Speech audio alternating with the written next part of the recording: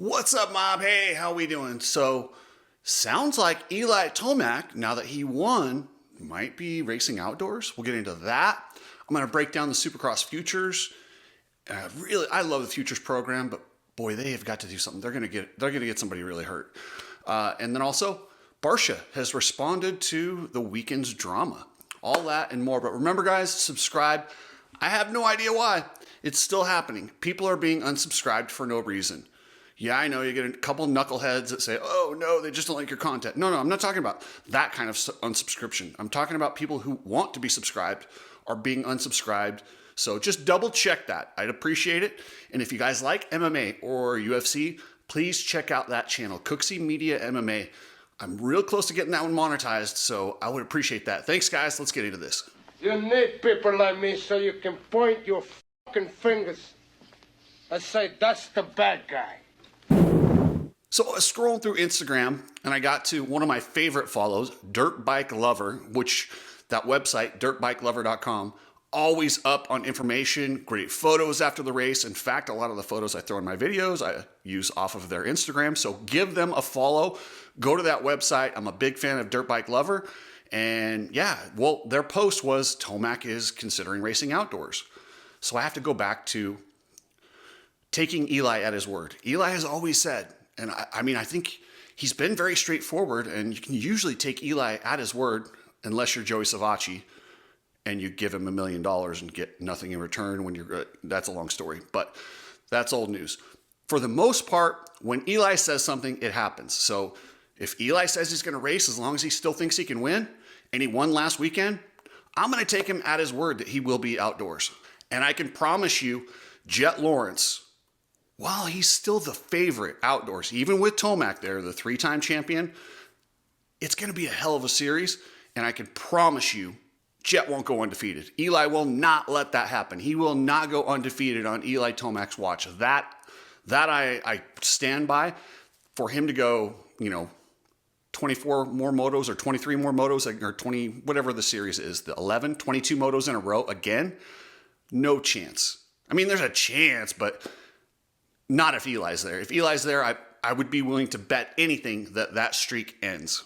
Something that's often overlooked in training is your sweat rate. Coach Rob at Complete Racing Solutions, they have energy fuel and it rehydrates you at a level that matches your sweat rate. Head over there, get your specific formula and maximize your performance. Epic Garage Designs, absolutely the coolest stuff to keep your garage organized and looking sharp. Head up epicgaragedesigns.com. I am a huge fan of the Supercross Futures program. I love that they're bringing these kids up, letting them get a taste of it before they have to actually turn pro, because that's a big leap. I'm not a huge fan of the point system. I don't really understand it. How the hell can Casey Cochran win the finals and be the overall Futures champion last year, yet somehow he didn't have enough points to go pro? It baffles me. I don't understand. I feel like if you win one of these rounds, you should be automatically ready if you want to go pro, if you're 16 and you meet the requirements. And the other issue I have with the Futures is it's invitation only. And that's garbage. I was talking to a lot of arena cross riders last week at, the arena cross finals. They're good riders. They're every bit good enough to go ride Supercross, but they can't get into a Futures event to get the points to get their license. It's just, there's really nowhere for them to go. They have got to figure out some sort of a qualification to get into the Futures. And please don't tell me Loretta Lynn's. That is not a Supercross. They got to come up with some sort of a Supercross, amateur Supercross type deal. There's plenty of these tracks around that we could kind of whittle these guys down and get them qualified in. I mean, maybe we could use, what's that, Gatorback, when they do the Thanksgiving race, when they have the Supercross. Maybe that could be a great way to qualify people into Futures. There's some stuff in Arizona that you could do. There's tracks all over, and if they could they just got to widen that out a little bit. I think they should have Futures at every round. With that said, it might not be possible because that track gets beat up. I'm not going to go to the whole spiel about shorter Knobbies, but that would fix a lot of it. But they sent those kids out there on a completely shredded track. And I already said this in another video. Ricky Carmichael said it's because they're preparing them for the pros, and that's what they'll face in the pros, which is absolute blasphemy. I just watched the pros 10 minutes earlier on a track that they fixed. And then before the pros went out again, they fixed it again. But they sent these young kids with no experience or very, very little experience out to hit these faces of jumps with giant ruts. They are going to get someone seriously hurt. Just for safety reasons, I don't want to see that happen. They've got to figure out a way in the schedule to at least fix up some of the faces of the jumps for these kids, because they are the future of the sport. We do not want them getting hurt. And if we can't do that, maybe we have their race earlier in the day. Maybe they're not even part of the night show. We can do something different. Drew Adams looks awesome. This kid he's got all the makings of a future star, but he's big. If he's 15, turning 16, if he grows anymore, he's going to have to bypass the 250 and go right to the 450. Other than that, I see him with a big future. Gavin Towers, probably the fastest guy in that futures class, but when they send him out on that minefield of a race course, things happen, and he's had some nasty crashes. I just hope he avoids serious injury before he gets his points and gets to race with the real pros, where he's probably ready to be right now. The kid Landon Gibson on the Rockstar Husqvarna looked really good, but it was more like survival out there. He rode consistent. He didn't make the big mistakes like Casey Cochran, Gavin Towers. He really had nothing for Drew Adams, but he was just out there getting experience. He looked really good. I don't know what that means for his future, but he looked good the other night. Cole Davies, the New Zealander. This kid, because the track was treacherous, he didn't get to show his full skill set, but he's been there at every round. Good conditions at Anaheim. The track wasn't that torn up, and he won. Daytona was shredded. He almost won, and then he got on the podium here. So Cole Davies is clearly doing exactly what he needs to in that futures class, and I'm a fan of this kid, and I hope he sticks around. Head over to Ride Strap, guys. Get your goggles, get your glasses, get your shirts, get your Red Pill shirts. They've supported me so much. I appreciate those guys a lot. But shirts, $19.99. Seriously, hit it up, ridestrap.com. And if you're shipping anything, use Precision Transport. Precision Transport, customer service, family owned. Use them if you're shipping using a truck. So Justin Barcia, man, this guy has been clouded in controversy, takeouts, and he has been guilty a lot throughout his career of just smashing guys.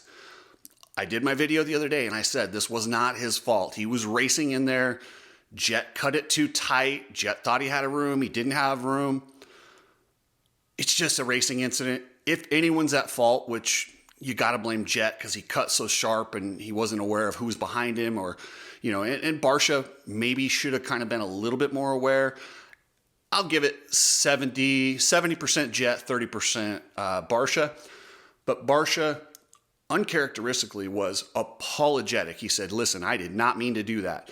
He has meant to hit people before. He broke Tyler Bauer's leg, and I didn't see a video apology. There was a video apology. He went over to the Honda team. He wanted to make sure they knew this was not on purpose. He's done it a lot in the past, but this was not. So, here's his apology. We had a good Easter. Just want to touch back on Saturday night real quick.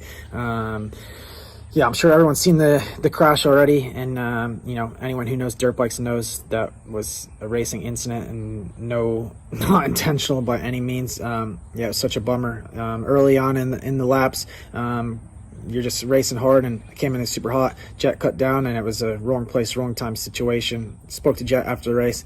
He completely understood what happened. He knew I didn't do that intentionally, but I felt like I wanted to go over to the Honda truck and talk to the whole crew. And yes, everyone was obviously really upset on our crew as well. It was just a bummer. It took us all out of the race, so that was absolutely disappointing, but everyone was understanding and knew it wasn't intentional, and that's not my style. So I'm glad we can move on from this. Jett's okay, healthy. I'm okay and healthy, and luckily Jett's a grown man and a great racer and understood the situation, and we can put it beside us and go racing in a couple weeks. To me, that seems sincere. So we move on from here. I'm glad Jett is okay. That would have been catastrophic to the series if Jett had to drop out that way. It's never good to lose guys with injury. While it helps the points to have him back a little bit, nobody wants him out. Even the guys racing him, they still want to beat him. So anyway, guys, thank you for the support. I appreciate it, and I will catch you later. Don't forget to check out that MMA channel. I've been putting a lot of work over there, and Like I said, I need about a couple hundred more subscribers. So if you just want to do me a solid and head over there and subscribe, I would really appreciate it. Even if you don't like MMA, just subscribe until I get my base there. So thanks, guys. Later.